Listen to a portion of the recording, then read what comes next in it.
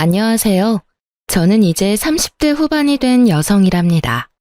저와 잠시 인연이 닿았던 어떤 사람들에 대해 오늘 이야기를 해드리려고 해요.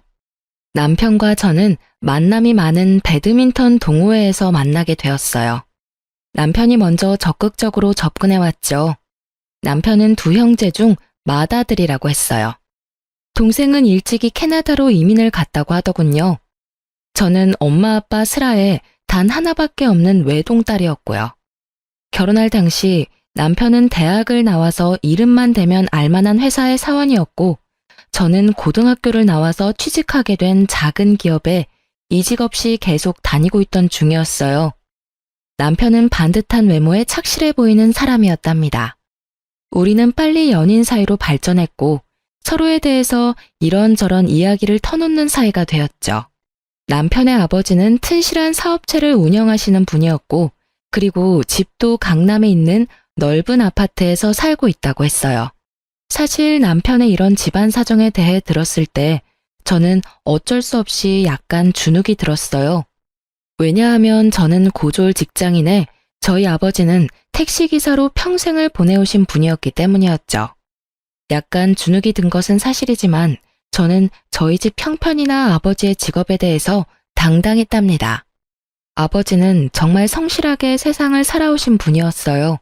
저와 엄마는 그런 아버지 덕분에 아주 부유하지는 않아도 남루하지 않게 살 수 있었죠.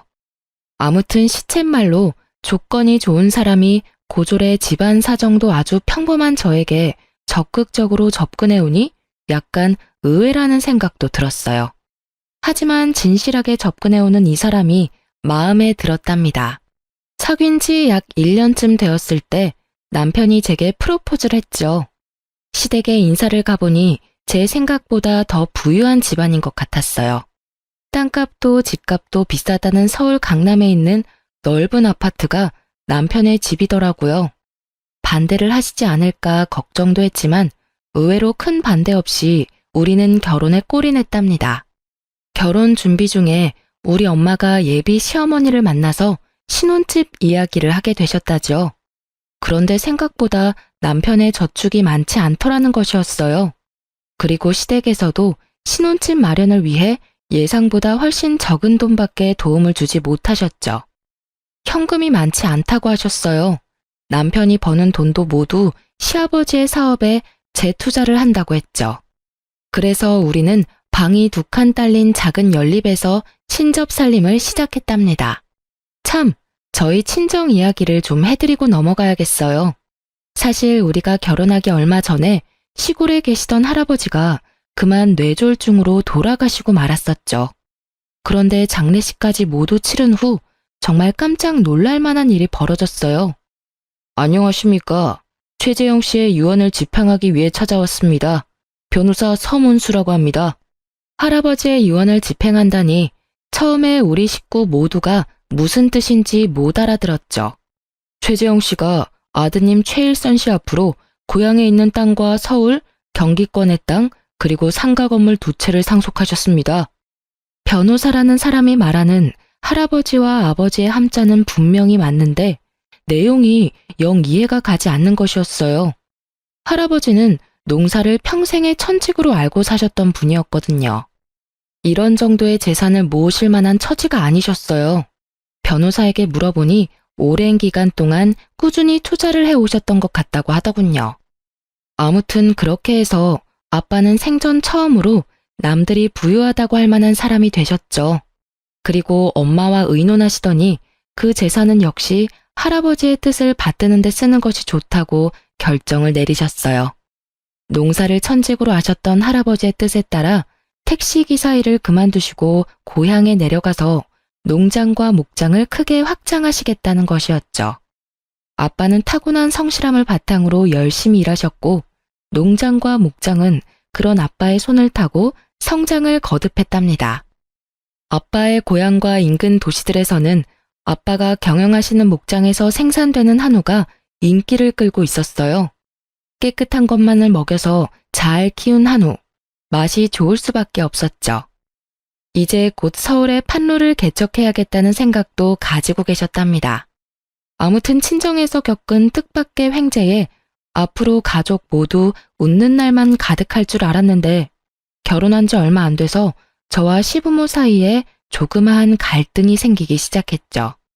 처음 만난 시모와 시부 모두 인상이 서글하신 분들이었죠. 그래서 솔직히 결혼 전엔 이분들과의 고부 갈등은 없을 줄 알았습니다. 예, 집에 김치가 떨어졌구나. 집에 와서 김치 좀 담가 놓고 가거라. 그리고 네 아버지가 해물 넣고 부친 부추전을 아주 좋아하신다. 온 김에 그것도 좀 해놓고. 결혼하고 나서도 직장 생활을 접지 않고 있던 저였어요. 반드시 제 손을 빌리지 않아도 될 일을 가지고 시어머니가 저를 불러대기 시작한 거였죠. 나는 원래 손이 약해서 물일을 잘 못한다. 데리고 있던 아줌마가 있었는데 이제 그 아줌마도 늙었는지 영 옛날만 못해서 내보냈어. 아직 새 사람을 못 찾았다. 그동안은 네가 수고를 좀 해야겠구나. 제 직장과 시집은 그리 가까운 거리는 아니었답니다. 하지만 시어머니가 결혼 후 처음으로 제게 시키는 일이었어요. 단칼에 못 가겠다고 할 수가 없어서 바리바리 시장을 봐서 시집으로 갔죠. 정말 시어머니는 손 하나 까딱 안 하더라고요. 저 역시 엄마 슬하를 벗어난 지 얼마 되지 않은 사람이라 이런 일이 익숙하지 않은 때였어요. 시어머니에게 묻고 물어서 간신히 김치를 담그고 부추전을 부쳐놓고 집에 돌아왔답니다. 남편이 먼저 들어와 있었기에 약간 불평을 했어요. 어머니가 갑자기 집에 와서 김치 담그라고 하시고 전 부치라고 하셔서 이제 왔어. 그런 정도는 어머님이 하셔도 되는 일일 텐데. 퇴근하고 바로 오라고 하셔서 여태 앉지도 못하고 일하다 왔어. 그럴 수도 있지. 우리 엄마 원래 몸이 약해서 그런 일 잘 못해. 네가 많이 도와드려야 될 거야. 엄마가 그런 일을 많이 안 해보셨거든. 솔직히 남편한테서 얼마나 고생이 많았느냐, 힘들었겠다. 이런 대답을 기대했던 저는 실망을 할 수밖에 없었답니다.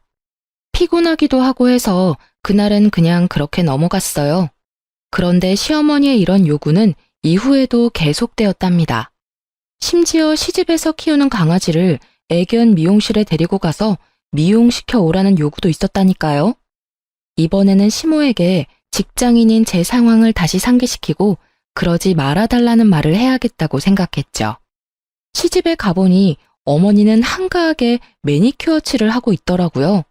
그러니까 바쁜 일도 없으면서 직장을 다니는 저를 굳이 불러서 일을 시키는 것이었죠. 어머니, 이런 말씀 죄송해요.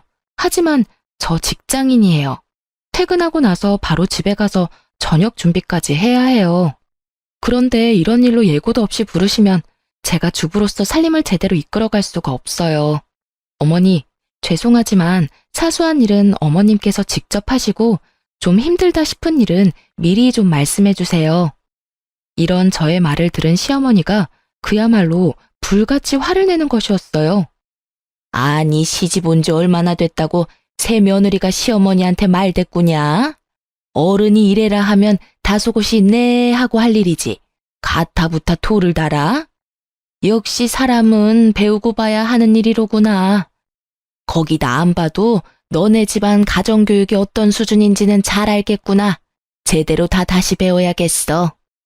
저를 가지고 뭐라고 하는 것은 참을 수도 있었죠. 하지만 가정교육까지 들먹인다는 것은 결국 우리 부모님이 잘못했다는 말이잖아요. 제가 또 참지 못하고 시어머니에게 말했어요. 어머니, 저희 엄마 아빠 가난하게 살아오셨지만 남한테 손가락질 안 받고 사신 분들이시고 저도 자라면서 그런 부모님 밑에서 남들한테 가정교육 못 받았다는 소리 안 듣고 자랐어요. 저희 부모님에 대해서까지 말씀하시는 것은 좀 듣기 어렵네요, 어머니. 어머니가 대노하신 것은 물론이고 이 문제를 가지고 우리 부부가 대판 싸움이 붙었죠. 어디다 대고 버릇없이 시어머니 욕이야, 욕이. 너희 집안에서 너를 그렇게 가르쳤냐? 한 번만 더 우리 엄마에 대해서 험담이 나오면 그때는 내가 안 참을 줄 알아? 정말 어이가 없기도 하고 서럽기도 하더라고요. 안 참으면 도대체 어떻게 하겠다는 건가요? 그날 밤 우리는 처음으로 큰 방과 작은 방에서 따로 잤답니다. 그리고 아침에 밥도 먹지 않고 각자 출근해버렸죠. 그리고 저녁에 퇴근을 해보니 남편이 이미 퇴근해 있더라고요. 자기 벌써 퇴근한 거야? 왜 이렇게 일찍 퇴근했어? 나 그 회사 그만둬버렸어.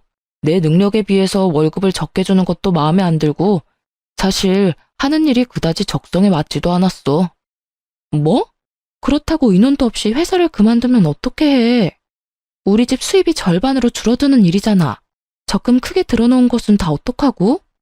남편은 이런 저의 타박에 귀찮다는 듯이 TV 볼륨을 키워버리더라고요. 사실 남편의 이런 말을 들었을 때는 좀 힘이 들어서 조퇴 정도 한 것이려니 생각을 했었죠. 그런데 다음날 아침이 되어 남편을 깨우니 짜증을 내는 것이었어요. 자기는 자는데 깨우는 것을 제일 싫어한다나요? 그러고는 정말로 출근을 안 하더라고요. 정말 황당하기 이를 데 없었죠. 결혼하고 나서 아직 첫 월급도 가져다 주기 전이었어요. 며칠을 그런 식으로 빈둥거리기에 제가 일을 찾아야 하지 않겠느냐고 잔소리를 시작했죠. 일을 찾기는 할 텐데 모바일 게임 쪽으로 좀 생각해 보려고. 그러다 보니 최신형 컴퓨터가 필요한데 말이야. 장인어른한테 컴퓨터 최신형으로 하나 사달라고 부탁 좀 드려봐. 저는 이 말을 듣고 정말 의아했어요. 갑자기 우리 집에다가 최신형 컴퓨터를 사달라고 하라니요. 제가 당황해서 뭐라고 대답을 못하고 있자 제 취업을 위해서니까 처가에 간절하게 부탁해보라는 것이었어요. 입이 떨어지지 않았지만 결국 친정에 전화를 걸어 상황을 설명하기 시작했어요. 저희 생활비가 달린 문제라고 생각하니 별 수 없더라고요. 결국 남편의 바람대로 친정아버지는 300만 원이 넘는 돈을 지원해 주셨죠. 다른 것도 아니고 일을 찾기 위해서라고 하니 이 아빠가 컴퓨터 사주마. 요즘은 그 뭐냐 집에서 하는 재택근무도 많다고 하니 너무 잔소리하지 말고. 이렇게 해서 최고 사양을 갖춘 컴퓨터가 우리 집에 오게 되었답니다. 뭐야?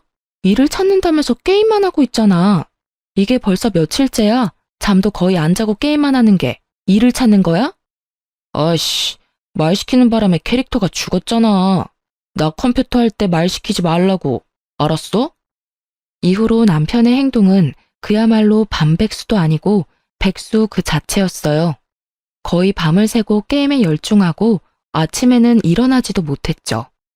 제가 조금 일찍 퇴근을 하는 날이면 그 시간까지 자고 있기도 했어요. 밤과 낮이 완전히 바뀐 생활을 하고 있었고 먹는 것도 컴퓨터 책상까지 갖다 바쳐야 먹더군요. 남편은 이런 식으로 한 계절을 다 보내고 있었어요. 늦가을, 이제 조금 있으면 또 한 해가 가겠죠. 이제는 아이 가질 생각도 해야 할 텐데 남편은 마치 오늘만 살고 내일은 안 살 사람처럼 행동하더군요. 그러던 중 시집에서 또 전화가 걸려왔죠. 가뜩이나 남편 때문에 짜증이 나 있던 저는 정말 전화를 받기가 싫더라고요. 보나마나 또 뭔가 자신이 직접 할 수 있는 일을 저에게 시키려는 시어머니의 전화가 거의 틀림없었으니까요. 그치만 어른이 부르시니 시댁으로 가보았죠. 예, 이번에는 김장을 좀 많이 담가야겠다. 네 시아버지 사업 때문에 손님도 많이 오실 테고 지난 해에는 내가 친척집에서 많이 얻어다 먹어서 이번에는 좀 갚아줘야 한다. 100포기만 담가라. 어머니, 설마 김장 100포기를 저 혼자 하라는 말씀은 아니시죠? 친척분들 중에서 도와주실 분이라도 오시나요? 김장 100포기가 뭐 그리 대단한 일이라고 도와줄 사람까지 찾고 그러니? 옛날에는 200포기, 300포기도 담고 그랬다. 어른 말에 또 토달지 말고 재료 주문은 내가 다 해두었으니 오는 대로 100포기 담가놓고 가거라. 저는 제가 집에서 살림만 하는 입장도 아니고 설사 살림만 하는 사람이라도 혼자 김장 100포기를 한다는 것은 불가능하다고 시어머니에게 분명히 말했어요. 어머니, 급하게 인력회사에 전화해서 도와주실 분이라도 구할게요. 그것도 한 분만 불러서는 안 될 것 같아요. 적어도 세 사람은 있어야 될 것 같아요. 옛날 200포기, 300포기는 마을에서 돌아가면서 품앗이를 한 거잖아요. 지금은 그럴 일도 없고요. 제가 사람 부를게요, 어머니. 시어머니가 또 그 기분 나쁜 가정교육 타령까지 포함해서 저에게 쓴소리를 했죠. 저는 결국 제 뜻대로 인터넷에서 근처 인력회사를 검색해서 급히 도와줄 사람을 2사람 불렀답니다. 3사람이 했는데도 김장 100포기는 장난이 아니었어요. 김장을 다해 김치통에 담을 때까지도 시어머니는 소파에 앉아서 말로만 김장을 담그더라고요. 이래라 저래라 하면서 결코 움직이지는 않는 거였죠. 김장 100포기를 다 하고 일어서려니 아이고 소리가 저절로 나오더군요. 이걸 혼자 하라고요? 3박 4일 동안 해도 모자랄 일이었어요. 저는 어느새 새하얀 웨딩드레스를 입고 행복한 첫 발을 디디던 새 신부였던 저와 지금의 저를 비교하고 있었어요. 남편, 시어머니 모두에 대해서도 정말 그때는 상상할 수 없었던 일들이 벌어지고 있는 것이었죠. 팔, 다리, 어깨, 허리 안 아픈 곳 없는 상태에서 전철을 타고 집으로 가는 길. 어쩌다 주머니에 손을 넣어보니 인력회사의 용역비를 카드로 긁고 받은 꾸깃한 영수증이 손끝에 잡히더라고요. 그냥 종이 한 장일 뿐인데 그걸 보니 마치 제 결혼 생활이 이렇게 꼬깃꼬깃해지는 것 같다는 생각이 들더군요. 사람들이 보지 않도록 창 쪽으로 얼굴을 바싹 기댔어요. 눈물이 몇 방울 흘러 바닥으로 떨어졌죠. 시간은 오밤중, 전철 안에 사람도 거의 없었어요. 안고 싶었지만 눈물이 남들에게 보일까 봐서 굳이 서서 울었답니다. 그리고 집에 돌아와 보니 한참 남편이 활동할 밤 시간이었어요. 컴퓨터 게임을 하는 시끄러운 소리가 온 집안에 진동을 하고 있더군요. 저는 들어서자마자 손에 잡히는 대로 베개를 집어서 남편에게 던져버렸어요. 아씨, 이게 무슨 짓이야? 어디서 늦게 들어와선 행패야 행패가. 나 컴퓨터 할 때 방해하지 말랬잖아. 저는 남편의 등을 아주 펑펑 두드려 패주었어요. 그리고 울면서 말했죠. 이러려고 나하고 결혼했니? 이렇게 백수로 게임이나 하고 놀고 싶어서 나더러 너 먹여 살리라는 얘기였어? 그리고 너네 집 식모살이 하라는 얘기였냐고. 미쳤어? 갑자기 또 왜 이래? 먹여 살렸으면 1년을 먹여 살렸어, 2년을 먹여 살렸어. 고작 몇 개월 일 개발하겠다는 사람한테 이게 무슨 짓이야? 개발 같은 소리 하지 말라고 하고는 다른 방으로 들어가서 문을 쾅 닫아버렸어요. 그리고 지하철을 타고 오면서 조금씩만 울었던 울음을 다 울었죠. 엄마 아빠가 너무나 보고 싶고 저를 눈에 넣어도 안 아플 듯 귀여워해 주시던 할아버지도 너무 보고 싶었어요. 이렇게 제 결혼 생활이 엉망진창으로 꼬여가던 중에 그래도 제게 기쁜 일이 하나 생겼답니다. 그것은 아빠가 서울에 오실 일이 많아졌다는 것이었어요. 아빠가 한우에 서울 판로를 찾고 계셨는데 아주 유능한 유통업자 한 분을 알게 되셨다는 것이었죠. 일을 시작한 지도 오래된 사람이었는데 그동안 공급을 받던 공급자와 최근에 공급 계약이 끝난 상태였대요. 이 유통업자가 고향에 직접 내려와서 생산 과정을 모두 까다롭게 체크하고 맛도 보고 가더니 아빠와 공급 계약을 맺고 싶어 한다는 것이었어요. 아빠도 물론 이 사람이 얼마나 많은 판로를 가지고 있는 사람인지 꼼꼼히 알아보셨죠. 믿어도 좋을 사람이라는 판단이 서셨던가 봐요. 그래서 이 김 사장이라는 유통업자와 아빠가 계약을 맺었고 이제 우리 한우가 본격적으로 서울로 진출을 하게 된 것이었죠.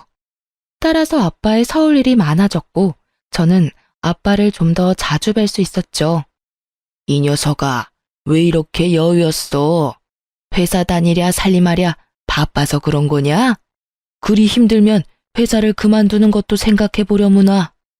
마르긴요. 요 며칠 속이 좀 안 좋아서 밥을 좀 적게 먹었더니 그렇게 보이나 봐요. 회사를 그만두긴요. 언제부터 다닌 회사인데요. 굳이 저를 보겠다고 같이 올라오신 엄마가 말씀하시더군요.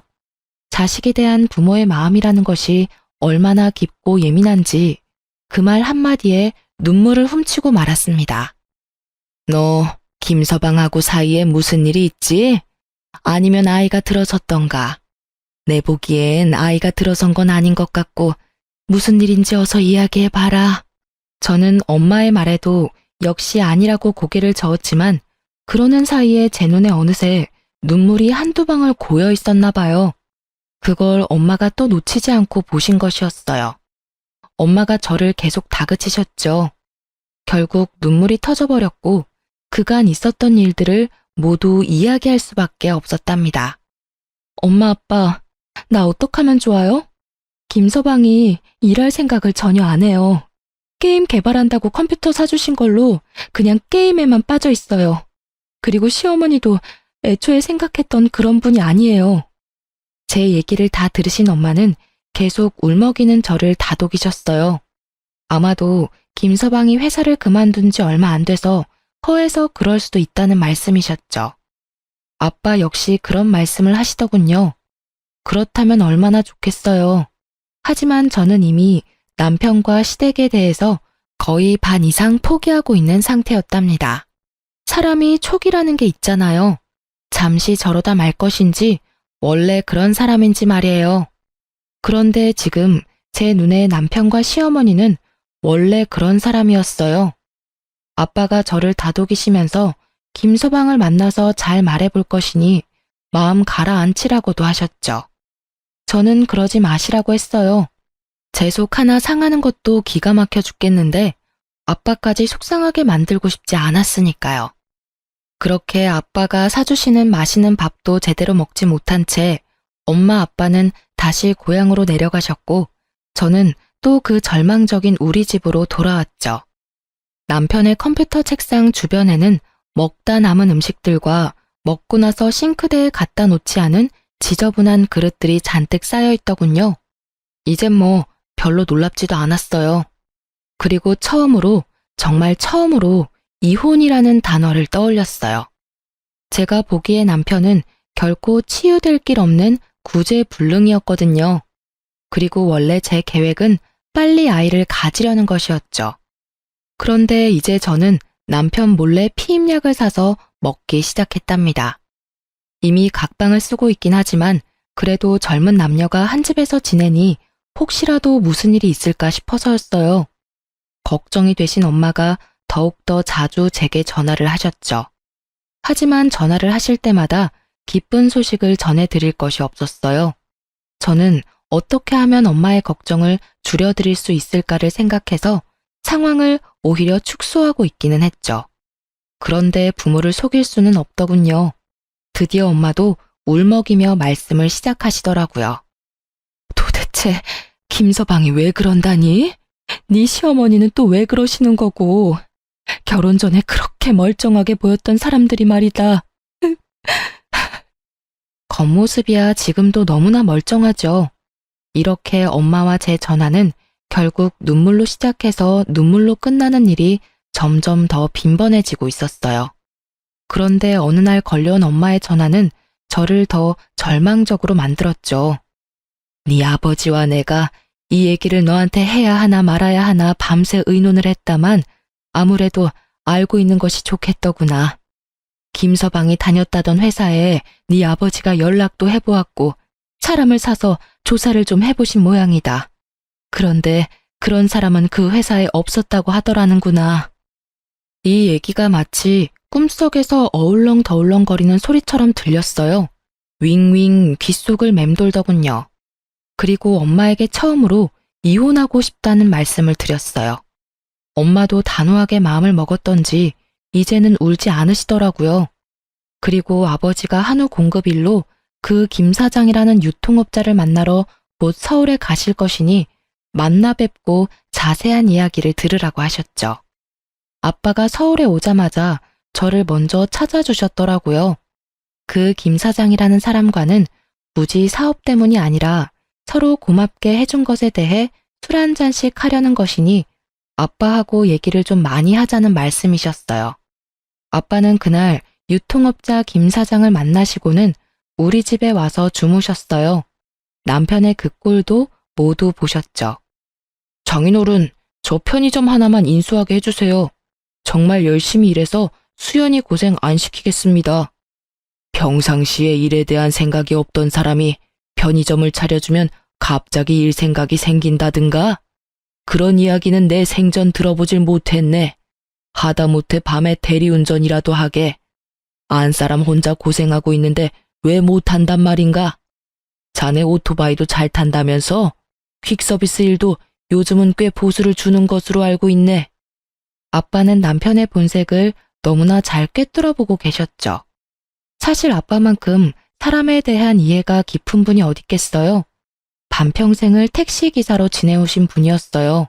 세상에 안 만나본 인간 부류가 없으시겠죠. 아마 거의 웬만한 철학자 못지 않으실걸요? 아빠가 돌아가시고 나서 남편의 표정이 아주 볼만하더군요. 아빠가 나가신 현관문을 뚫어져라 째려보고는 제가 듣고 있는데도 불구하고 자린고비 영감이라며 비난을 쏟아내기 시작했죠. 더 이상 싸우고 싶지도 않고 해서 그냥 놔두고 나와서 혼자 거리를 걸어 다녔어요. 그렇게 생각 정리한 다음 집에 들어와서 남편에게 단호하게 말했죠. 우리 이혼해. 자기하고 살고 싶은 생각이 없어. 아니, 자기라는 사람에 대한 희망이 없어. 그 어떤 기대도 없고. 이런 상태에서 결혼 생활을 지속하는 것은 자기나 나한테 도움이 안 돼. 우리 이혼하자. 남편이 갑자기 실실 웃기 시작하더라고요. 웃는 얼굴에 침 못 뱉는다는 말이 있지만 그 웃는 얼굴에는 정말 침이라도 뱉어주고 싶더군요. 감정이 앞서는 걸 간신히 참고 조용히 남편의 대답을 기다렸어요. 이혼? 내가 왜 이혼을 해? 내가 뭘 그렇게 크게 잘못했는데? 바람을 피웠어. 그렇다고 마누라를 두들겨 패기를 했어. 아니, 고작 일 몇 개월 쉬고 있다고 이혼을 하면 세상에 이혼 안 한 사람 없을걸? 나 절대 이혼 못해. 그런 와중에 시어머니가 저를 또 호출하더군요. 전화를 받아보니 이번에는 집에 손님들이 오시기로 했다며 저더러 손님 대접을 요구하기 시작했어요. 정말 가고 싶지 않았지만 강요하다시피 오라고 하는 데에는 어쩔 수가 없더군요. 남편 꼴이 보기 싫어서 아주 일찍 집에서 나왔죠. 시집의 약속 시간보다 거의 1시간이나 빨리 도착하게 되었어요. 예, 너 이 시간에 웬일이니? 너 1시간이나 더 있어야 오기로 했었잖아. 아유, 우리 나중에 얘기해요. 우리 며느리가 너무 일찍 와서 말이에요. 이걸 어쩌나? 시어머니가 마침 어떤 손님과 얘기를 나누고 있었어요. 그런데 시어머니가 눈에 띄게 그 손님을 자꾸 밖으로 밀어내려고 하는 거였어요. 아유, 왜 이렇게 사람을 밀어요? 하던 얘긴 마저 해야지. 재계약 문제 어떻게 할 건지 아직 말 안 끝냈잖아. 집 재계약할 거예요? 아니면 나갈 거예요? 이분이 이게 다 무슨 말씀일까? 재계약이라뇨? 무슨 말씀을? 집? 재계약? 그러니까 뭔가요? 이 집이 재계약의 대상이 되는 그런 집이란 말인가요? 직감적으로 저는 이 집 역시 시집의 자가가 아니라는 것을 알아챘답니다. 집주인으로 보이는 사람이 떠밀려서 문 밖으로 내쫓기다시피 나가기에 제가 얼른 그 사람을 따라 나갔어요. 시어머니가 뒤에서 발을 동동 구르고 있더라고요.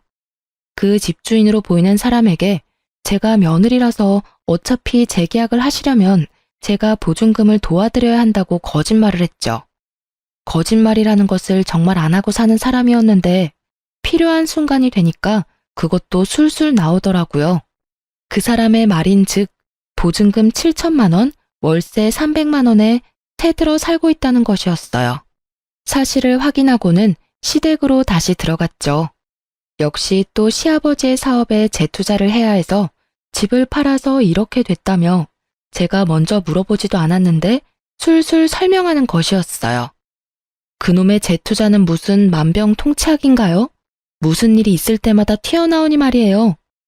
어머니, 사시는 곳도 강남 아니면 못 사시겠던가요? 하긴 저희 집에서 농사지어 올려보내신 음식물 쓰레기 봉투에서 발견한 적도 많이 있었어요. 서울에서는 구하지도 못할 음식들이었다고요. 제가 서러워서 말씀드리지 않고 넘어갔지만요. 그랬어요. 저희 집에서 농사지은 것들이라고 제가 시집에 가져다 주니 시어머니가 그대로 쓰레기 봉투로 직행시키더군요. 제가 얼마나 마음이 아팠던지요. 그때 시어머니가 말하기를 강남 백화점에 식품관만한 곳은 없다고 했었죠. 어머니, 훨씬 더 많은 사람들이 다른 곳에서 건강하게 살고 있어요. 도대체 한 달에 300만 원씩이나 월세를 주면서 강남에 사셔야 하는 이유가 뭔가요? 다른 곳에 가셔서 건강하게 사는 사람들하고 어울려 보세요. 서울 변두리나 경기권에 가면 정말 하루하루 성실하게 벌어서 착실하게 저축해 자기 집 마련하는 사람들이 얼마나 많은데요. 당장 집 빼서 이사하시고 마음 편하게 사세요. 그게 대다수 사람들이 사는 방식이에요. 아시겠어요? 아유, 싫다, 얘. 우리는 여기 아니면 못 살아. 다른 데는 다 구질구질하다. 여기가 명실공히 대한민국에서 제일 살기 좋은 곳이야. 지나다니는 사람들을 봐라. 때깔이 다르지 않니? 너도 여기서 몇 개월만 살아봐. 그 촌스러운 때깔이 확 벗겨질 거다. 정말 이놈의 시집은 구제불능이었어요. 어떻게 이렇게 제대로 속아 넘어갈 수가 있었을까요? 저는 이제 바로 저라는 사람을 마음속에서 실컷 때려주고 있었답니다. 지질이 병신, 어떻게 이렇게 속아 넘어갈 수가 있어? 도대체 어떻게 그렇게 사람을 모를 수가 있어? 할 수 있는 모든 자책의 소리들이 제 마음속을 다 거쳐갔어요. 그리고 집에 들어와서는 그 사실을 알게 된 것조차 남편에게 말할 필요도 없다고 생각했고 그냥 방구석에서 옷도 갈아입지 않은 채로 구겨져 잠이 들고 말았죠. 남편은 여전히 이혼을 거부하고 있었고 저는 아름아름 변호사 사무실을 찾아다니고 있을 즈음이었어요. 아빠가 서울에 오셨더라고요. 아빠가 서울에 오시는 일은 김 사장님을 만나러 오시는 일이 대부분이었죠. 그런데 아빠가 집으로 오지 않으시고 밖에서 만나자고 하시더군요. 어차피 김 사장하고 약속이 있어서 왔으니 우리 딸 맛있는 거 사주려고 하신다고요. 나가보니 어떤 일식집의 방이었어요. 제가 들어가니 그 김 사장님이라는 분이 아직 계셨어요. 제가 일을 방해했나 싶어서 얼른 다시 나오려 했죠. 아이고, 나갈 것도 없어요. 따님, 아버님하고 얘기 다 끝났어요. 듣던 대로 아주 참하게 생겼네요. 그럼 저는 이만 물러갈 테니 부녀간의 얘기 많이 나누세요. 아, 그리고 참, 우리 형님 얘기는 그냥 귀에서 흘려버리세요. 말씀을 드려놓고도 참 부끄럽네요. 부끄러우실 게 뭐가 있어요.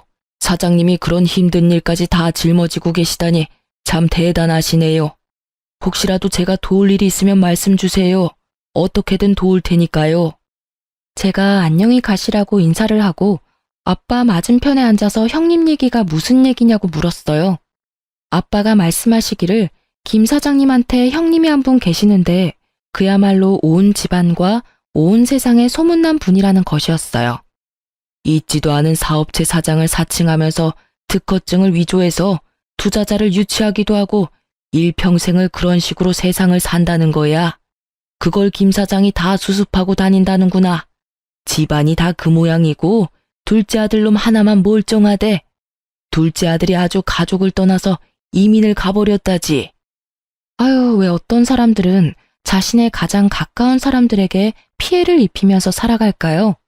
하긴 제 남편만 해도 마찬가지였죠. 가장 가까운 사이인 저를 가장 힘들게 하는 사람이었으니까요. 아빠가 사주는 맛있는 밥을 먹고 우리 부녀는 커피 전문점에 가서 커피도 같이 마셨어요. 아빠와 따뜻한 시간을 보내다 보니 어느새 시름도 많이 잊혀지더군요. 그렇게 아빠가 고향으로 다시 내려가시고 저는 다시 괴로운 일상으로 돌아와 있었어요. 처음엔 생각만 해도 너무나 마음이 따스했던 우리 신혼집이 지금은 정말 제일 가기 싫은 곳이 되어 있었죠. 하지만 제가 굳이 갈 데가 어디 있겠어요? 집으로 들어가서 하루를 또 자는 것 같지 않게 자고는 아침에 출근을 했어요. 그렇게 일상적인 나날이 몇 주 더 흘러가고 있었죠. 그러다가 아빠의 전화를 받게 되었어요. 반가워서 나오라고 하시는 곳으로 얼른 갔죠. 아빠의 표정이 묘하더라고요. 상당히 분노에 차 계시는 것 같기도 했고 또 저를 너무나 가엾게 바라보시는 것 같은 복잡한 표정이셨답니다. 아빠, 왜 그러세요? 무슨 일이 있으세요? 아니면 어디 편찮으세요? 우리 아빠가 그렇게 당황하시고 화가 나 계신 모습은 태어나서 처음 뵙는 모습이었어요. 아빠가 잠시 침착함을 되찾으시기 위해 시간이 필요하신 것 같더군요. 그래서 무슨 일인지는 모르지만 저는 잠시 아무 말 없이 그냥 기다려 드렸어요. 내가 여기 이 레스토랑에 왜 왔는지 아니? 다른 아닌 김 사장하고 약속이 있어서 왔단다. 그런데 김 사장이 아니라 그 형님이 김 사장에게 점심을 사겠다고 했다는 거야. 갑자기 돈이 생겼다면서 이 고급 레스토랑을 택하더라는구나. 저는 갑자기 침이 꿀꺽 넘어갔답니다. 다음 말이 기다려질 때 일어나는 현상이겠죠. 그런데 재밌어서가 아니라 뭔가 저와 관련된 일이라는 쎄한 느낌이 들었거든요. 그 김 사장이 그 형님이란 사람에게 사업을 하면서 신세를 지는 사람이 많이 있는데 마침 서울에 와 있는 것 같으니 합석을 하면 될지를 물었다네요. 그러자 형님이 흔쾌히 허락하더라는 것이었죠. 그래서 아빠한테 연락을 했고 아빠가 감사하게 초대에 응하셨다는 것이었어요. 그리고 다음에 일어난 일에 대한 아빠의 자세한 이야기를 듣고는 정말 저는 몸이 휘청하는 것을 느꼈답니다. 김 사장님, 초대해 주셔서 감사합니다. 형님께 폐가 되는 건 아니겠죠? 오면서도 걱정이 됐습니다. 별 말씀을요. 제 사업을 도와주시는 분이라고 하니까 형님이 진작 모셨어야 하는 분 아니냐고 하시던걸요.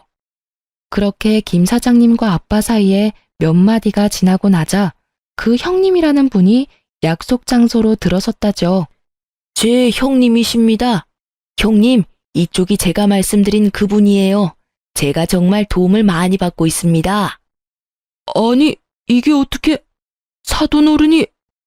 아니, 사돈이 김 사장님 형님이셨다고요? 이게 도대체 어떻게 된 일입니까? 두 분이 사돈간이셨어요? 해식이 장인어른이시라고요, 이분이? 제 딸의 시아버님이 분명히 맞습니다. 그러니까 제 사위의 아버지가 되시겠지요. 저 손님을 초대해놓고 죄송하지만 저 화장실 좀 먼저 다녀오겠습니다. 그럼 잠시만.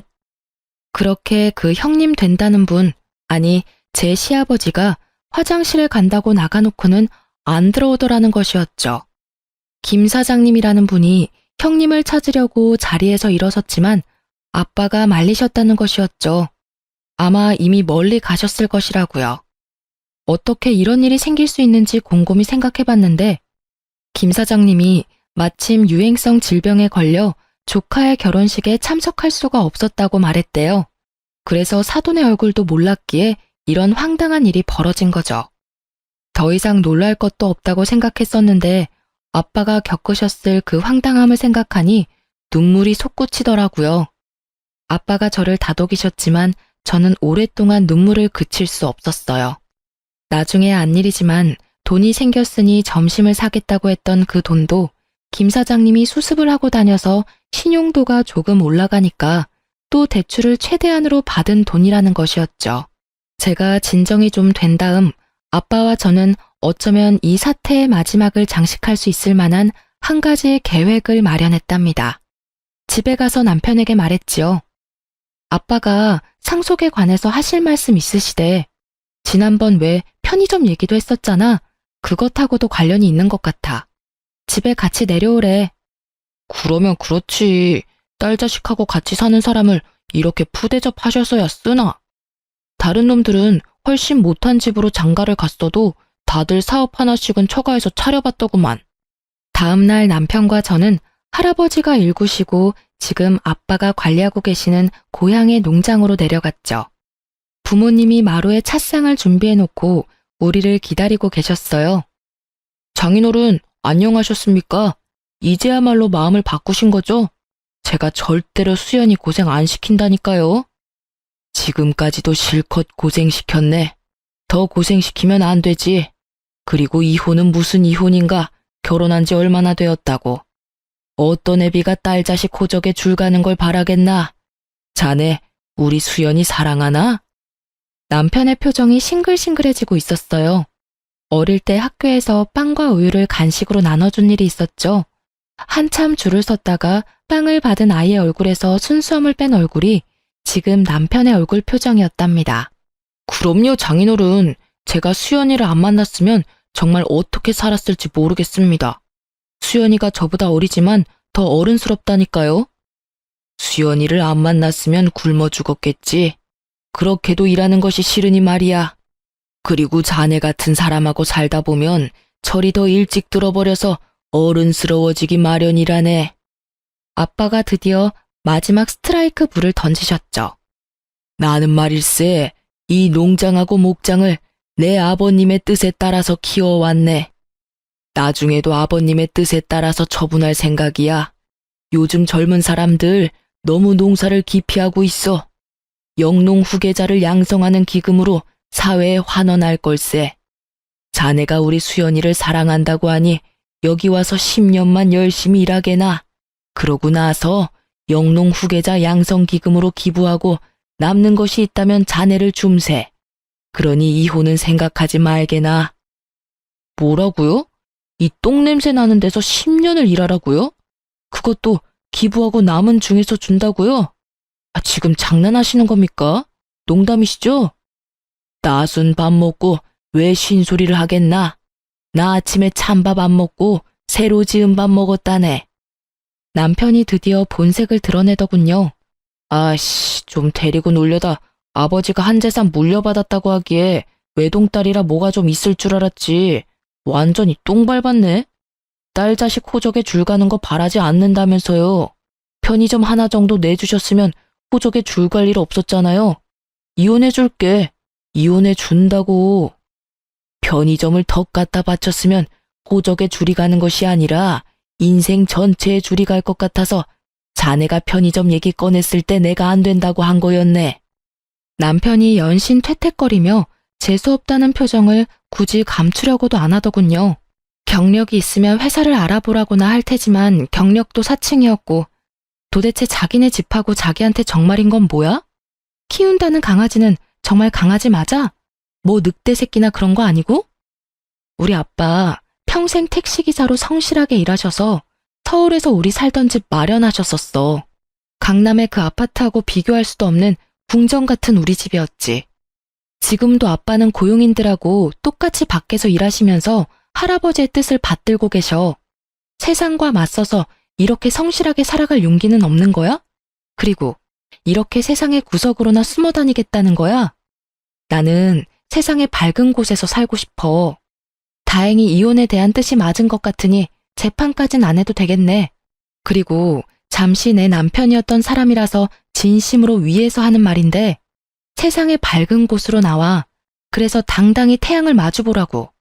그러지 않은 이상 인격이 바닥을 때리는 그런 사람들하고는 이제 인연 끝이야. 다시는 보고 싶지 않아서 이혼 도장도 변호사가 받으러 갈 거야. 그럼 잘 가. 저는 이렇게 남편과 재판 없이 이혼했답니다. 그리고 직장을 그만두고 아빠, 엄마가 계신 이곳에서 열심히 일하며 살고 있어요. 아마도 그 사람들이 더 길게 저를 속였을 수도 있었을 테죠. 하지만 저는 이렇게 빨리 그런 인간들의 정체를 알 수 있게 된 것이 돌아가신 할아버지가 이 손녀에게 주신 선물이라고 생각하고 있답니다. 고향에 온 지도 어느새 1년이 넘었네요. 아빠가 조심스럽게 제게 말씀을 꺼내셨어요. 아빠와 거래하고 있는 농장 대표가 저를 보시고 며느리감으로 탐을 내신다고요. 하지만 저는 아직 이혼의 상처를 못 씻고 있답니다. 그래서 결혼이 부담스러운 상태예요. 하지만 빨리 상처를 잊어야 하겠죠. 그 거래처 대표의 아들은 제가 한 번 이혼한 것을 알고 있지만 우리 부모님과 저의 됨됨이를 알고 있기 때문에 자신이 적극적일 수밖에 없다고 하고 있어요. 서두르지 않으려고요. 그래서 언젠가 사람으로 다친 상처를 어느 정도 치유하는 날 새 출발을 하려고 생각하고 있답니다. 지금까지 제 기막힌 이혼 스토리 읽어주셔서 감사합니다. 다들 좋은 하루 되세요.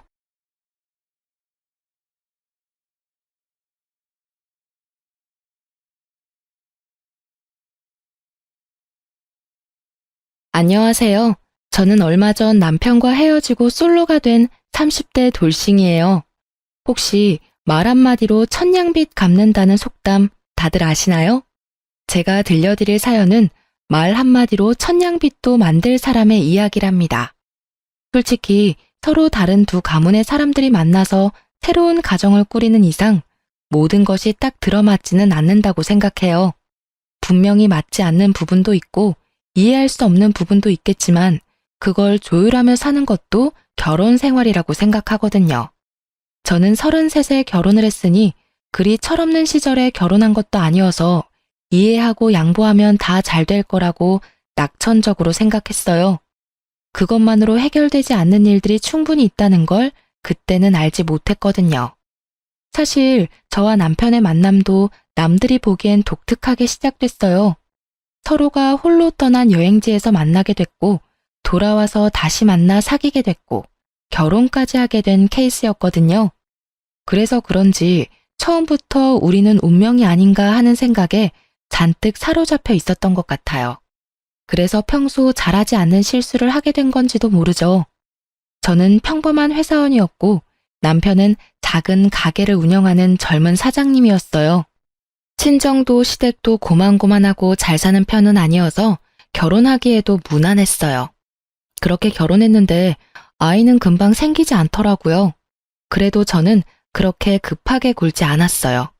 지금 생각해보면 생각보다 만만치 않은 시댁 식구 때문에 아이를 낳는 게 나중에 힘들지도 모른다는 어떤 예감이 들어서 애가 생기지 않았던 건지도 몰라요. 물론 그런 것 때문에 아이를 낳지 않으려 애쓴 건 아니었어요. 오히려 애는 썼지만 생기지 않았으니까.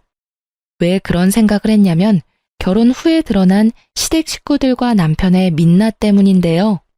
남편은 결혼 전에는 자상하고 친절한 가정적인 사람이라고 생각했는데 결혼하고 나니 힘든 상황이 오면 먼저 발을 빼는 사람이더라고요. 특히 저와 시모가 다투게 됐을 때는 빛보다 빠르게 그 현장에서 사라지는 게 남편이었거든요. 그리고 일이 어느 정도 해결될 때쯤 조용히 모습을 드러내는 그런 사람이었어요. 시모는 말투가 직설적이고 생각 없이 말하는 타입이었어요. 그리고 시부는 우리에게 주는 건 없으면서 매번 우리가 버는 걸 뺏어가는 사람이었고요. 솔직히 그런 것들이 다 싫었지만 이미 결혼을 했고 죽어도 이 집 귀신이 되자 싶은 마음으로 시댁을 이해하려 했지만 결국은 이해하지 못하고 헤어지게 되더라고요. 그날은 바야흐로 시모의 생일이었습니다. 제가 결혼하고 나서 4번째로 맞이하는 생일이었죠. 결혼 생활 4년치의 경험이 쌓이니 아무래도 피해야 할 것들은 미리 피하는 요령이 생기더군요. 그게 바로 시모와의 대화였어요. 시모는 항상 한마디 덧붙이는 말 때문에 항상 사람들 기분을 언짢게 만드는 재주가 있으셨거든요. 솔직히 처음에는 화나서 혼자 열폭하기도 했는데 이쯤 되니 굳이 말을 섞지 않으면 된다는 걸 깨닫게 되더라고요. 그래도 순간 방심하면 시모의 수다에 넘어가 결국은 기분 상한 소리를 듣게 되는 경우가 종종 있었습니다. 이번 시모의 생일에는 올 가족이 많았어요. 작년에 결혼한 시동생네와 막내 아가씨, 그리고 첫째 아가씨는 쌍둥이까지 데리고 와야 했거든요. 인원이 늘어난 만큼 챙길 게 너무 많아져서 그러면 이러지 말고 밖에서 사 먹자는 이야기가 나왔어요. 형제 자매들끼리 먼저 이야기를 하고 시부모에게 이야기를 해서 의견을 조율한 거죠. 여기까지는 아무런 문제가 없었어요. 생각보다 부드럽게 넘어갔으니까요. 작년까지는 제가 생일상을 차려드렸는데 이번부터 못하게 됐으니 일부러 좋은 한정식 집에 예약을 하고 우리가 돈도 더 많이 내기로 남편과 이미 이야기가 다 끝난 상태였어요. 그런데 코스 요리가 끝나고 식사로 미역국이 나왔을 때 시모가 부릉부릉 시동을 걸더군요. 이렇게 밖에서 먹으니 새롭고 맛있어서 좋긴 하네. 첫째가 작년까지 챙겨주긴 했지만 아무래도 전문 한정식 집에는 못 미치지. 그렇지 않니 둘째야? 내 음식 솜씨가 나쁘다는 말을 하고 싶으면 제게 말하면 될 일을 굳이 둘째 며느리인 동서에게 말하는 것이 딱 어머니식 화법이었어요. 남의 허물을 제 3자에게 알려서 다 퍼뜨리게 만드는 것. 참 나쁜 버릇이기도 했죠. 그렇지만 저는 이 정도로 흔들리지 않았어요. 제가 처음에도 말씀드렸다시피 시모는 원래 그런 말을 잘하는 분이셨고 저도 내공이 쌓일 대로 쌓였으니까요. 그러셨어요? 그러면 처음부터 한정식 집으로 모실 걸 그랬네요. 어머님이 이렇게 좋아할 줄 몰랐네요. 좋아한다니 저로서는 다행인 일인데 그 말이 본심이 아니었다는 게 더 큰일이었죠. 솔직히 이렇게 먹으면 좋기야 하지만 이 돈은 누가 다 내니? 그래서 나는 좀 억울해. 내가 받아야 할 걸 제대로 못 받은 기분이 들어서. 시어머니 생신상을 맏며느리가 해주면 얼마나 좋아? 서로 간에 마음도 통하고 정성도 들고. 무엇보다 다른 사람 보기 얼마나 좋니? 이렇게 돈으로 해결하려는 거 보면 다른 사람들이 욕할 거 뻔하잖아. 혹시 너 친정집에서도 어른들 생신에 돈으로 때우려 하니? 그 이야기를 듣는 내내 뱃속에서 불덩어리가 치밀어 오르는 걸 꾹꾹 눌러 참느라 애썼어요. 누가 들으면 제가 시모 생신상을 안 차린 것처럼 말하니 말이죠. 작년까지는 제가 매번 생신상을 차려드렸는데도 저런 식으로 이야기하니 저도 기분이 확 상하잖아요. 게다가 친정집까지 건드는 건 예의도 아니고요. 우리 엄마야 밥을 차려 먹든 나가서 먹든 본인이 무슨 상관인데요? 어머님, 억울하시더라도 좀 참으세요. 이렇게 밖에서 식사하자는 것도 도련님, 동서 아가씨들 모두 그렇게 하자고 해서 그런 거예요. 제가 뭐라고 이 집에서 그런 발언을 할 수 있겠어요? 저도 하자는 대로 따른 거고 죄송스러운 마음에 식비도 저희가 제일 많이 냈어요. 그리고 제가 생신상 작년까지 꼬박꼬박 차려드렸잖아요. 제가 해드리지 않은 것도 아닌데 그렇게 말씀하시면 저도 많이 서운하죠. 그렇게 말했더니 시모가 눈을 동그랗게 뜨고는 저한테 말하더라고요. 넌 무슨 말을 그렇게 감정적으로 받아들여? 그냥 내 생각이 그렇다는 거야. 누가 너더러 그렇게 해달라고 했니? 그럴 거였으면 생일 되기 전에 미리 말했을 거다. 나 참 어이가 없어서 한마디 했더니 아주 100마디 말로 시무를 나무라네. 그런 생각이 드셨으면 생각만 하시지 왜 그걸 딱 동서를 꼬집어서 말씀하셨어요? 다른 사람들 앞에서 제가 어떤 사람이 되었는지 아세요? 시어머니 모시지 않는 천하 불효의 며느리로 만드셨는데 그럼 제가 그런 말도 못하나요?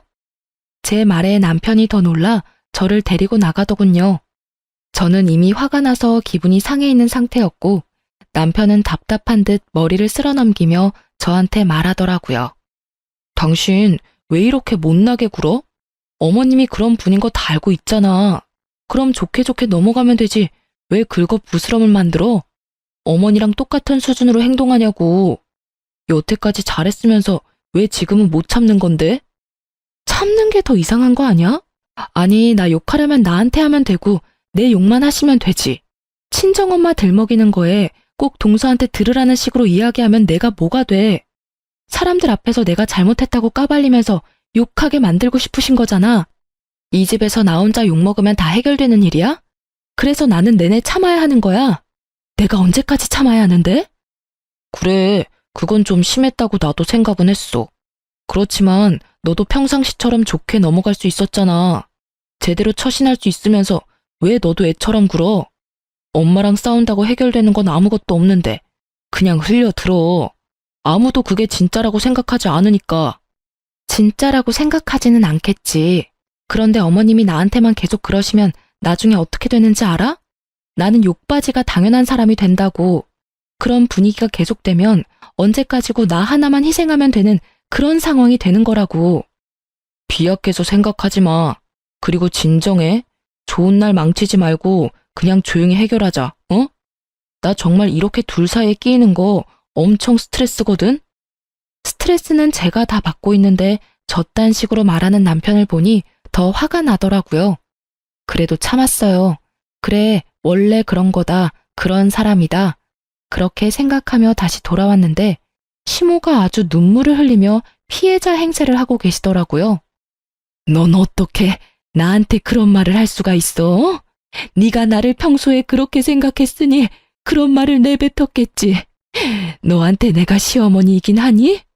어떻게 동네 지나가는 아줌마들한테 하는 것처럼 화를 낼 수가 있어? 죄송해요, 어머니. 그렇지만 저도 어머니가 평소에 저를 어떻게 생각하고 계셨는지 잘 알게 돼서 다행이라고 생각해요. 앞으로는 이렇게 대접해드리고도 욕먹는 짓 안 하도록 아예 처음부터 아무것도 안 할 테니까 그냥 처음부터 편안하게 욕하세요. 욕 얻어먹을 짓하고 욕 얻어먹는 건 저도 그렇게 억울하진 않거든요. 솔직히 그게 더 마음 편해요. 제가 그 말을 하자 다들 말을 잊지를 못하더라고요. 이렇게 당돌하게 말할 줄 몰랐나 보죠. 여태껏 참고 참고 또 참았는데 또 참을 줄 알았나 봐요. 저도 인간인지라 한계치는 있거든요. 그래서 결국 터져버렸는데 남편은 눈을 질끈 감더라고요. 저는 차라리 속이 시원했어요. 저는 그 뒤로 시댁과 최대한 멀리하기로 결정했고 그 결정에 남편도 큰 이견은 없었어요. 혼자 시댁에 왔다 갔다 해야 한다는 건 걱정했지만 시모와 저 사이에 끼어서 끙끙대는 일을 피할 수 있었으니 본인도 그게 좋다고 판단한 결과였겠죠. 그 뒤로 저는 설과 명절 이외에는 일절 방문하지 않았고 뭐든 돈으로 해결했어요. 이렇게 하다 보니 마음은 편했지만 돈이 많이 나가서 영 별로더라고요. 그래도 어쩔 수 없는 일이라 여겼어요. 어렵게 찾은 마음의 평화를 다시 빼앗기고 싶지는 않았으니까요. 그렇게 어떻게든 숨 쉴 구멍 하나 틔우고 사는데 위기는 언제나 불시에 찾아오더라고요. 생각지도 못한 시부의 은퇴 때문이었어요. 시부는 중소기업의 기술자로 다니고 계셨는데 굳이 정년도 되지 않았는데 은퇴를 하시려고 하더군요. 몸이 힘들다는 말도 지나가며 몇 번 하셨고 본인이 하고 싶어하는 의지도 없어 보였어요. 연세가 있으시니 그러려니 했는데 정말로 퇴사를 결정하고 나올 줄은 저희도 몰랐죠. 솔직히 시부가 퇴사하고 나온 건 어쩔 수 없는 일이긴 했는데 결국 그 다음 달부터 저희 쪽에 커다란 위기가 닥쳤어요. 바로 시부가 여러 가지 명목으로 저희한테 돈을 달라고 하는 것이었죠. 처음에는 병원비, 보험비 같은 거였는데 그걸 드리기 시작하니 통신비나 기름값 같은 것도 원하시더라고요. 별 생각 없이 드렸는데 그게 몇 달 이어지니 매달 그걸 당연하게 요구하시더라고요. 마치 두 집 살림을 차린 것처럼 돈이 한정없이 빠져나가는 게 느껴지기 시작하자 저도 남편도 마음이 급했죠. 결국은 남편에게 형제 자매들의 도움을 좀 받자고 이야기했어요. 남편도 그 생각을 하고 있었고요. 그래서 서방님과 두 아가씨에게 남편이 단체톡을 했어요. 아버지가 퇴사를 하셨으니 우리 사남매가 같이 돈을 모아서 내자고요. 그런데 다들 반응이 시큰둥하더라고요. 급해진 남편이 둘째 내외에게 전화를 걸었어요. 아버지 퇴사해서 우리가 돈 좀 보태서 드려야 해. 노령연금도 아직 나올 때 안 돼서 급해. 형, 우리가 왜 그걸 내야 되는데? 그건 다 마지가 해야 할 일이잖아. 어차피 장남이라서 받을 재산도 많으면서.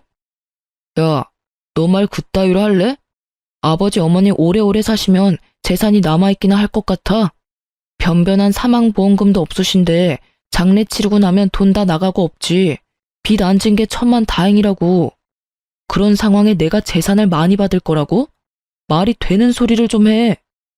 맞아요. 그게 어떻게 마지가 당연히 해야 되는 일인데요? 그래서 말씀드리기 전까지 몇 달을 이 사람이 돈 내주고 있었잖아요. 저희도 이렇게 하다가는 곧 파산이라고요. 아니, 자식이 넷인데 어떻게 하나가 다 부양을 해요? 결국은 저도 합세에 싸워서 시동생도 돈을 같이 내기로 했어요. 두 아가씨들도 처음에는 난색을 표했지만 조금이라면 가능하다며 10만 원 정도씩은 내기로 했어요. 잘 걷어지거나 다들 흔쾌히 내는 것은 아니었지만 그래도 저희의 부담이 어느 정도 줄어들어 다행이라고 생각했죠. 그런데 시부는 저희가 매달 드리는 30만 원의 용돈에서 20만 원을 더 보태서 달라며 어린애 떼쓰듯 요구하기까지 하더라고요. 전화 통화할 때마다 닥달하는데 진짜 노이로제 걸리겠더라고요. 결국은 스트레스를 받은 저는 결국 이혼에 대한 생각이 조금 더 절실해졌어요. 그래도 이때까지만 해도 그리 심각한 수준은 아니었어요.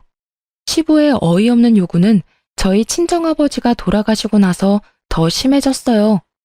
아버지는 사망보험금을 2억 정도 남기고 돌아가셨어요. 교통사고였고 현장에서 사망한 터라 저희도 황망한 상태였었어요. 친정에는 저와 제 어린 여동생, 어머니만 있었던 터라 장례 치르는데도 너무 힘들었었죠. 그런데 장례가 다 끝난 다음 날 시부가 저와 남편을 불렀어요. 무슨 일인가 싶어 시댁에 갔더니 시부가 무척 궁금한 표정으로 묻더군요. 그래, 친정아버지 돌아가셨는데 부조금 들어온 거는 어떻게 하기로 했어?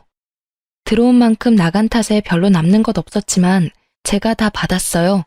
제 손님이 많기도 했고 제가 상주를 맡아서 어머니가 저더러 가져가라고 하셨거든요. 여자 셋밖에 남지 않은 집안에 여동생은 결혼조차 하지 않은 상태였고 남편은 상주가 하기 싫다고 하는 바람에 제가 상주를 맡게 됐었거든요. 보통은 사위도 상주를 많이 한다는데 요즘 세상에 남녀 차이 둘 필요도 없고 남편이 싫다니 그냥 제가 하는데 별 거부감도 없어서 제가 한 거였어요. 솔직히 제가 상주로 손님 받고 일 다 했으니 제가 받아온 것도 당연하다 싶었는데 시부가 이야기하더라고요. 그래, 그 돈 다 너희 것이니 다 받아와야지.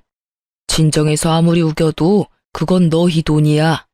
진정이라도 그런 건 확실히 해야 나중에 뒤탈이 안 생겨. 웬일로 멀쩡한 말을 하나 싶었는데 다음 말로 그 생각이 와장창 무너졌어요. 그런데 사돈 어른 보험금은 어떻게 하기로 했냐? 그것도 네가 가져오는 거야? 가족이 셋뿐이니 셋이서 나누기로 했어요. 별 생각 없이 던진 말이었어요. 그렇게 하기로 결정이 된 상태였고 친정엄마가 저한테 7천만 원을 주기로 하셨어요. 그래, 그렇게 해야지. 당연한 일이야. 사망보험금도 다 같이 나누는 게 맞는 일이지. 그렇게 말하는 시부를 보며 왜 저런 당연한 말을 하시지 싶었는데 그 다음 날부터 시부에게서 전화가 왔어요. 아유, 며느라가 내 차가 요새 말을 안 들어. 어떻게 고치긴 해야 할 것 같은데 돈이 많이 들 것 같아서 고민이구나. 어떻게 해야 좋겠니? 차가 고장 나셨어요? 일단 그이한테 전화해서 물어보는 게 더 빠를 것 같아요. 제가 차를 몰지 않으니 차에 대해서 잘 모르거든요. 차에 대해 전혀 모르는 저한테 전화를 하시길래 남편에게 전화해보라고 했는데 그 다음 날부터 남편은 차를 사야 한다는 시부의 닥달에 시달린다며 저한테 하소연을 하더라고요. 시부는 무조건 차를 사야 한다는 의견이었는데 남편이 시부 차를 정비소에 가지고 갔지만 특별히 문제가 많은 건 아니더라고 하더라고요. 오래된 것만 몇 개 바꾸면 문제없고 돈도 많이 나오지는 않는다고 했는데도 시부는 막무가내로 차를 바꿔야 한다고 고집을 피웠죠. 그래서 이번에도 시동생들의 도움을 요청했죠. 그런데 다들 그 정도로 큰 돈은 갑자기 마련할 수 없다고 하더라고요. 저희도 그 부분은 이해할 수밖에 없었어요. 갑작스레 목돈을 달라는 것도 너무한 일이잖아요. 아파서 수술비가 모자라서 그렇다면 당장 어떻게든 마련해 보겠지만 그런 상황도 아니었으니까요. 결국 저와 남편은 시부를 만나서 말했어요. 아버님, 저희가 아무리 이야기해봐도 차를 살 수 있을 만큼의 돈이 안 나와요. 그러니까 일단은 수리해서 쓰시고 돈이 생기면 그때. 너희들이 나를 이 정도로밖에 생각을 안 했던 거야? 어떻게 아버지가 불편해서 필요하다는데 차 한 대를 못 사줘? 나도 민망한 거 참으며 차가 필요하다고 요구하는데 이렇게 야박하게 굴 거야? 첫째 며느리도 그렇게 안 봤는데 참 야박해. 왜 이분은 또 저를 콕 집어서 이야기하는지 모르겠더라고요. 아니, 저한테 돈이라도 맡겨놓고 저런 말을 하시던죠. 어이없는 제가 뭐라 말을 잇지 못하는데 시부가 한마디 하더라고요. 너는 아버지 사망보험금도 받아서 남들보다 풍족한데 왜 그거 하나를 못 해줘? 그 돈 있으면서 너 나한테 이러는 거 아니다. 내가 너한테 못 해준 게 뭐냐? 그런데 너는 날 위해서 그 정도도 못 해줘? 네가 남도 아니고 내 며느리인데 당연히 시아버지한테 그런 건 다 해줘야 하는 거 아니냐? 그 이야기를 듣는데 완전 띵 받더라고요. 애초에 그 돈은 제가 받는 게 당연하다고 해놓고는 자기가 뺏어가는 건 무슨 심리인가요? 친정 거는 뺏어오는 게 당연한 거고 그걸 시부에게 주는 것도 당연하다고 생각하는 시부를 보니 이 집구석에 정이 똑 떨어지더라고요. 그런데 그 옆에서 시모가 거드는 말이 더 웃겼어요. 그래, 네 아버지가 그런 거 요구하는 사람도 아닌데 이번이 딱 처음인데 어떻게 그렇게 매몰차게 안 된다고 말해? 그리고 너희 형제들한테 말할 것까지도 아닌 일이었잖아. 너희 선에서 충분히 해결할 수 있는데도 온 동네 다 이야기하고 다녀서 우리가 얼굴을 못 들고 다녀. 니들이 우리를 돈이나 축내는 못된 부모로 만들어서 그 일 책임질 겸 해서 아버지 차 한 대 사주거라. 아니, 그 돈이 무슨 돈인데 두 분 돈처럼 말씀하시는데요? 저한테 돈 맡겨두셨어요? 그 돈이 제 돈이에요? 그 돈 제 아버지 돌아가셔서 받은 돈인데 왜 그게 아버님한테 당연히 드려야 할 돈이냐고요. 이건 진짜 선 넘으신 거라고요. 제 말에 남편은 또 저를 걸고 넘어졌어요. 무슨 말을 그렇게 해? 엄연히 당신 시아버지 시어머니고 모셔야 할 어른이잖아. 그냥 줘버리고 말면 되지 왜 화를 만들어? 그렇게 큰 돈도 아니고. 아버지가 그 돈 받고 당신한테 아무것도 안 해주겠어? 그 돈이 무슨 돈인데 편하게 번 돈 아니라고. 우리 아버지 죽어서 받은 돈인데 왜 그걸 이 집에다 줘야 하는데. 당신도 진짜 생각이라는 걸 좀 해. 그저 편하고 싶어서 나만 족치지 말고. 그렇게 말하고 저는 시댁에서 뛰쳐나왔어요. 남편 새끼가 쫓아왔지만 택시 타고 후딱 도망쳤어요. 그리고 택시 안에서 결심했어요. 이혼을 하기로. 이 정도면 충분하잖아요. 더 이상 저런 말 듣고 있으면 제 정신 건강에 더 안 좋을 것 같았으니까요. 저는 집에 그날 바로 제가 가지고 있던 보험금과 남편 몰래 모아두었던 돈까지 모두 다 합산해서 친정 엄마에게 몰래 맡겨뒀어요. 시댁에서 언제 돈을 가져갈지 모르니 우선 옮겨놨던 거였죠. 그 다음날 시부는 또 연락이 왔어요. 안 받으려고 했는데 남편 휴대폰으로 전화를 하는 바람에 안 받을 수가 없었어요. 그래, 생각 좀 해봤냐? 네가 가격이 너무 부담되면 내가 그거보다 한 단계 낮은 차도 고려해볼 생각이 있단다. 그러니까. 죄송해요, 아버님. 그 돈 다시 어머니한테 돌려드렸어요. 솔직히 어머니 혼자 사셔야 하는데 노후 관리도 힘들 것 같아서 그냥 노후 자금 하시라고 드렸어요. 뭐? 그 돈을 왜 다시 돌려줘? 그게 네 돈인데 왜? 이런 멍청한 애를 봤나? 그거 너희 어머니 손에 들어가면 다시는 안 나와. 절대 네가 못 가진다고. 앞으로 힘들 어머니를 위해 드린 거예요. 솔직히 어머님 아버님처럼 든든한 자식들이 있는 것도 아니고 딸 둘에 혼자 사시는데 돈이라도 든든히 있어야 하지 않겠어요? 너는 그렇게 머리가 안 돌아가? 너는 출가 외인이야.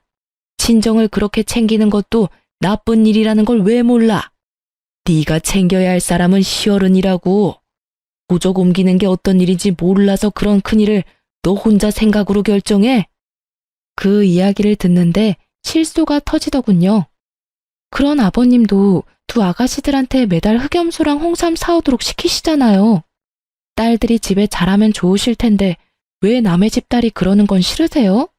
그리고 아버님, 그 돈은 우리 아버지가 월급에서 꼬박꼬박 매달 보험금 넣어서 타게 된 보험금이에요. 그 돈 중에 아버님이 낸 몫이 하나도 없으니 온전히 우리 집안 돈이고요. 그러니 그만 신경 끄시는 게 좋을 것 같아요. 그렇게 이야기하자 결국 할 말이 없어진 시부는 씩씩거리다가 전화를 끊더군요. 그런데 그 불똥은 다른 데서 튀었어요. 다음날 친정 엄마한테서 전화가 왔어요. 빨리 집으로 오라고요. 무슨 일인가 싶어 친정에 갔더니 세상에 시부와 시모가 둘이서 우리 엄마한테 돈 내놓으라고 난리를 피우고 있지 않겠어요? 당장 돈 내놓으시오. 아니 딸이 무슨 잘못이라고 딸 몫을 홀라당 가져가. 우리 며느리 돈 빨리 안 돌려주면 우리 여기서 한 발짝도 안 나가요. 아니 왜들 이러세요? 저한테 돈 맡겨놨어요? 그리고 당신의 며느리가 내 딸이라고요. 딸이 저한테 준 돈을 당신들이 뭐라고 돌려달라 말아 큰소리 친단 말이에요? 완전 빚쟁이처럼 집 앞에 진을 치고 있는 시어른들을 보니 저는 제가 처신을 잘못했구나 하는 생각이 먼저 들었어요.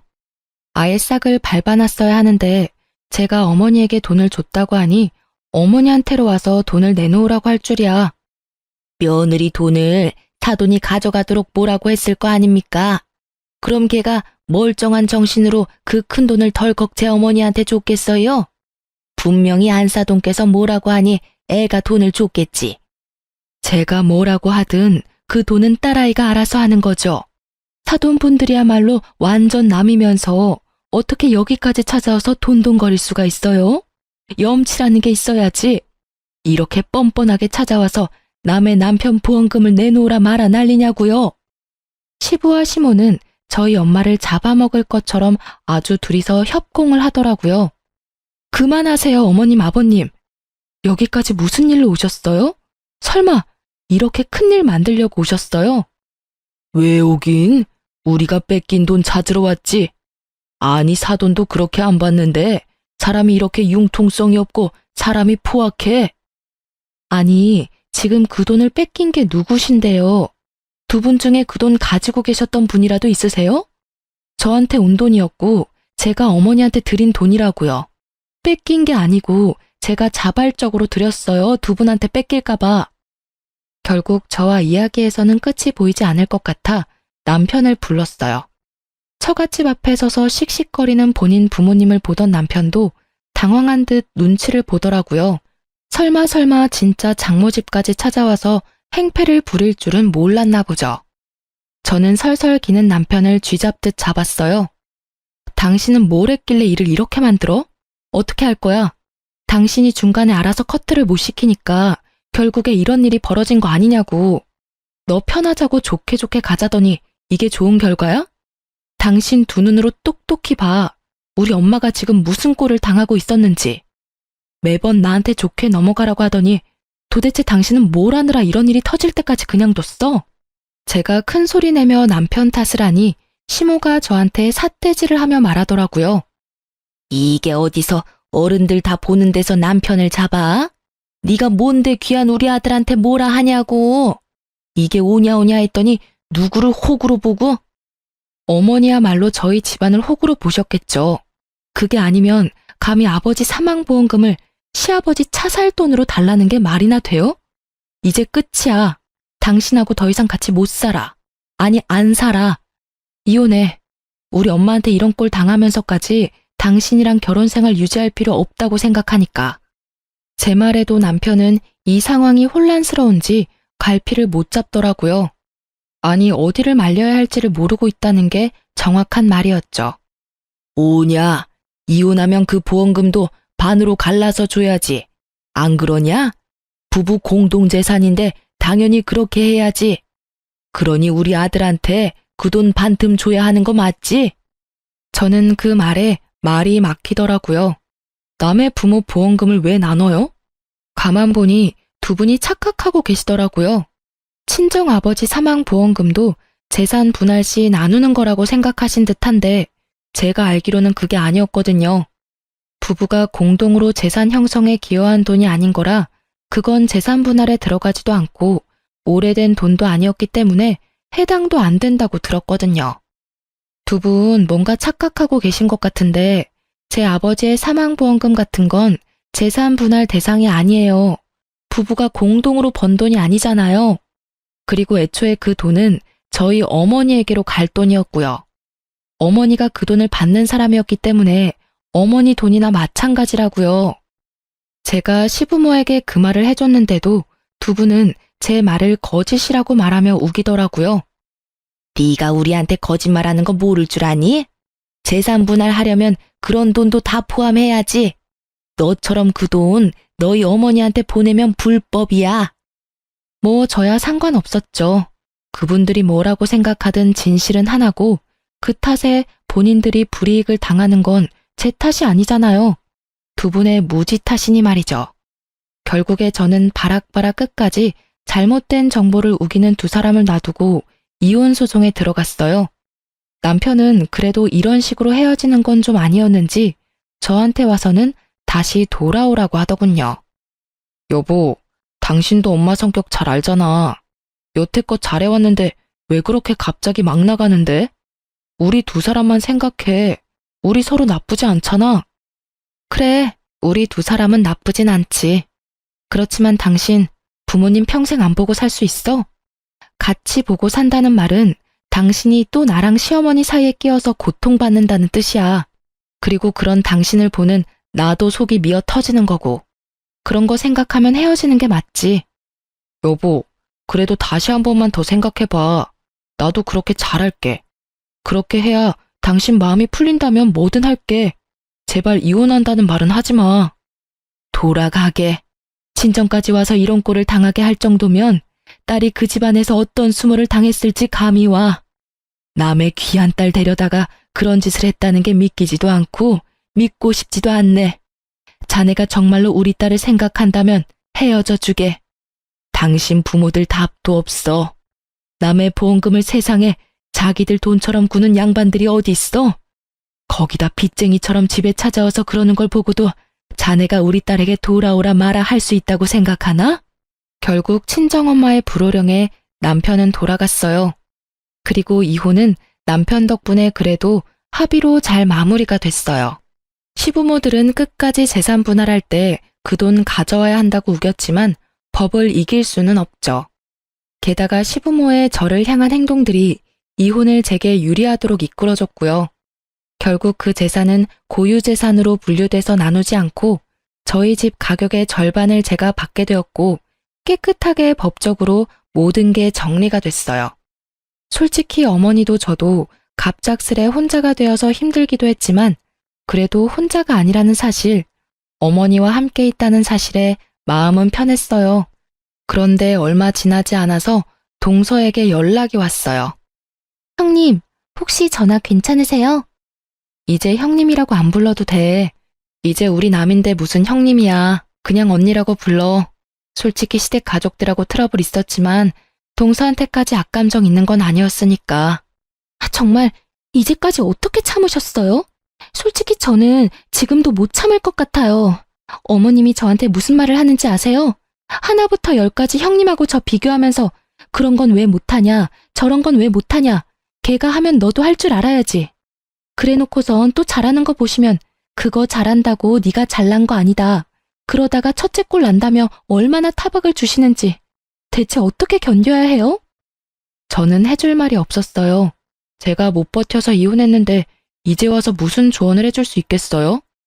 글쎄, 나는 그때 솔직히 친정 이야기만 안 나왔으면 그냥 참을 수도 있었을 거야. 그냥 한 귀로 듣고 한 귀로 흘리는 거 알잖아. 나 그거 잘하거든. 동서가 절대로 받아들이지 못할 말을 하는 거 아니고는 그냥 넘겨. 그게 제일 현명한 방법이야. 나는 뭐 실패했지만. 저는 그거 정말 못하거든요. 무슨 말을 해도 가슴과 기억에 콕콕 박혀서 계속 생각나고 또 생각나고. 결국은 총알바지 해주던 형님 이혼하고 나니 저한테 모든 화살이 돌아왔어요. 결국은 저도 시댁 행사에 요새 잘 안 나가요. 갈 때마다 하도 난리를 쳐대서. 오래 가려면 그게 좋을지도 모르지. 안 보면 좀 덜하거든. 근데 언젠간 그 얼굴들을 봐야 하니 말이야. 그래도 잘 지내고 있는 모양이네. 잘 지내요? 어디 가요? 지금 완전 집 난리 났어요. 눈 뜨고 못 봐줄 꼴이거든요. 형님 이혼하시고 아주버님은 재혼하라고 계속 시달리고 있으시고요. 제가 시댁과 척을 지고 있다 보니 그분들이 돈 필요할 때 연락할 곳이 없잖아요. 결국 두 아가씨한테 이거 사느라 저거 사느라 하는 바람에 두 분도 아예 부모님이랑은 연 끊고 지내고 있어요. 그나마 남매들이 사이가 좋아서 이리저리 연락하고 지내서 다행이지. 아니었으면 아예 뿔뿔이 흩어져서 안부 인사도 못하고 지낼 뻔했다니까요. 동서의 이야기를 들으니 본인들이 한 일들에 대한 벌을 지금 받고 있는 것 같더라고요. 자식이 자기 소유이고 자식들 돈이 내 돈이라고 당연하게 생각하는 시댁 어른들의 마인드는 정말 요즘 같은 세상에서는 있을 수 없는 거니까요. 그렇게 동서와의 연락도 그걸 끝으로 더 이상 오지 않았어요. 그리고 그 후 1년이 더 지났을 때 친정엄마와 마트를 가다가 전 시모와 마주친 적이 있었거든요. 그때도 여전히 그 나쁜 입버릇이 어디 가지 않았더라고요.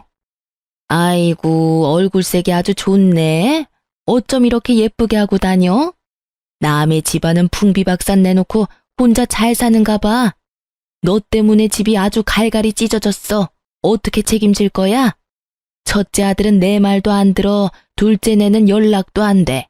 두 딸들도 돈 이야기할 거면 집에 전화도 하지 말란다. 이게 네 작품이 아니면 누구 작품이겠니? 네가 이렇게 만들어 놓고 나갔으니까 네가 책임져야지.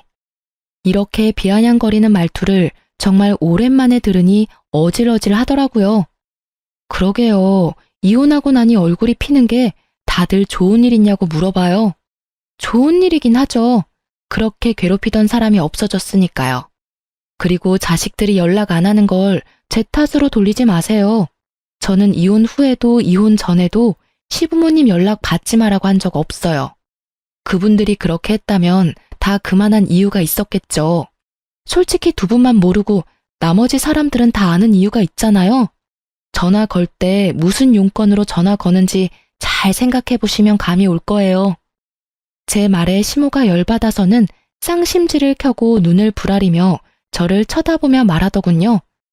아니 이년이 어디서 잘났다고 입을 나불거려? 가만 보자 하니 내가 니년 아래 것으로 보이냐? 좋게 말하면 좋게 알아들어야지. 어디서 어른 말에 토를 달고 말대꾸 하는 거야? 그리고 자식들이 그렇게 된 게 내 탓이라도 된다는 거야? 네가 그걸 무슨 수로 한다고 함부로 짓거려?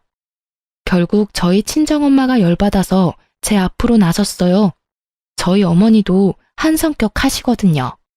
웬만하면 참으려 노력하시지만 딸 이야기라면 눈빛부터 달라지시지 말이에요. 이보세요 아줌마. 왜 남의 딸한테 2년 전년 짓거리고 난리야? 이미 이혼해서 남이고 좋은 일로 헤어진 것도 아닌데 왜 여기 와서 이 난리를 피우냐고. 망할 할망구가 늙어서 노망이 들었나? 노망? 이 할망구가 말 다 했어. 네가 자식령 교육을 똑바로 못 시켜서 이런 일 일어난 거잖아. 교육? 아줌마야말로 자식들한테 잘했으면 일이 이 지경까지 왔겠어? 그 집 자식들 다 떠난 게 왜 우리 딸 잘못이야? 당신들이 하도 잘못을 많이 했으니 자식들이 다 꼴 보기 싫어 떠난 거지. 웃기지도 않아. 자기가 잘못해놓고 남한테 왜 덤탱이야? 뻔뻔한 것도 유전인가? 아니 보자 하니까 말을 함부로 하네. 당신이 뭔데 남의 자식들 운운하고 지랄이야? 그러는 당신이야말로 한 번만 더 내 딸한테 그런 욕설 퍼부으면 명예훼손죄로 고발할 거야. 할망구 정신이 나갔나 봐? 어디서 미친 소리를 삑삑거려? 결국은 주변 사람들이 다 들러붙어서야 두 분을 떼어놓을 수 있었어요. 그만하세요. 여기는 바뀌고 이럴수록 소문나서 손해보는 건 두 사람 모두인 거 알고 계시죠? 그리고 어머님, 저희는 이미 남이고 법적으로 모든 게 해결됐다고 생각해요. 그러니까 저희랑 마주치더라도 그냥 무시하세요.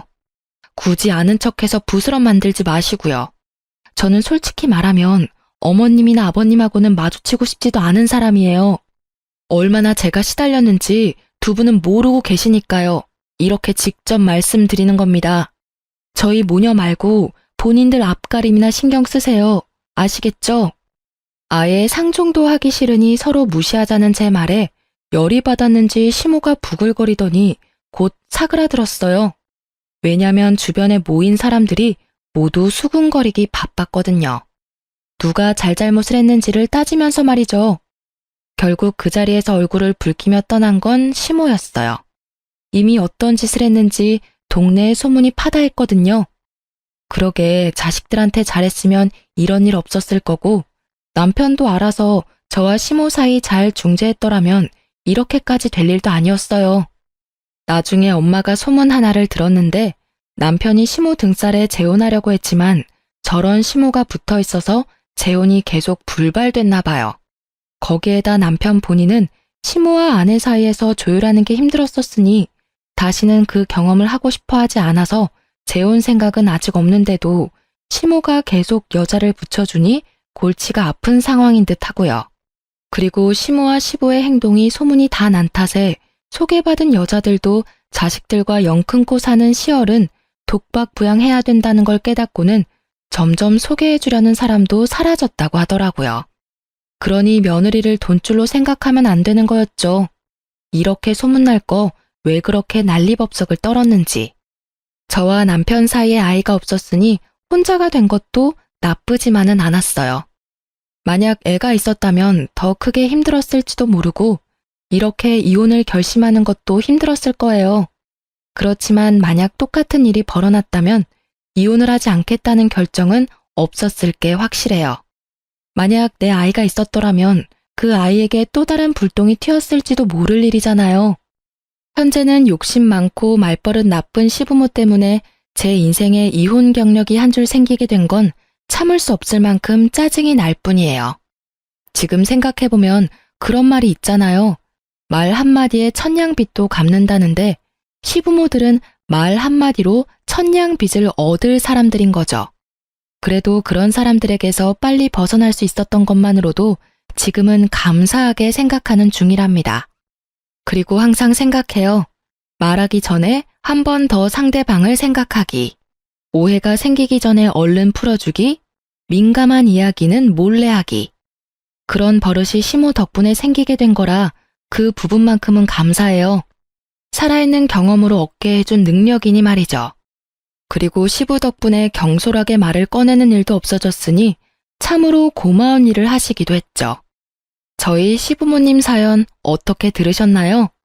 정말 사소한 것에서부터 시작된 일들이 결국에는 이혼까지 가게 만들었다는 게 어떻게 보면 참 신기하기도 해요. 말 한마디, 행동 하나 그런 것들이 상대방에게 크게 영향을 미칠 때도 있잖아요. 저에게는 두 시어른의 행동이 제게 이혼이라는 결정을 하게 만든 가장 큰 영향을 끼쳤다고 생각해요.